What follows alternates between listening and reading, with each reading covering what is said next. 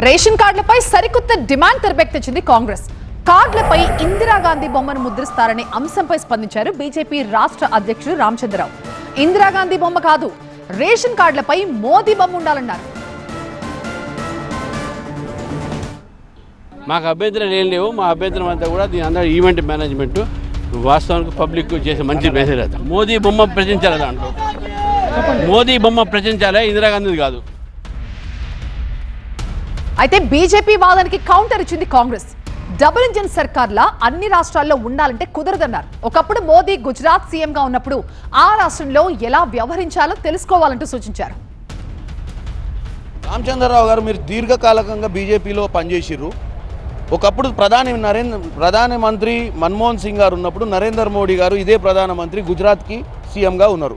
మరి ఆ రోజు ఏ పథకాలల్లో ఆ రోజు గుజరాత్లో మీ ప్రధానమంత్రి, ఇప్పుడున్న ప్రధానమంత్రి ముఖ్యమంత్రిగా ఉండి ఆ రోజు మరి మా ప్రధానమంత్రి బొమ్మలు వేసిరో మీరు తెలుసుకొని రండి.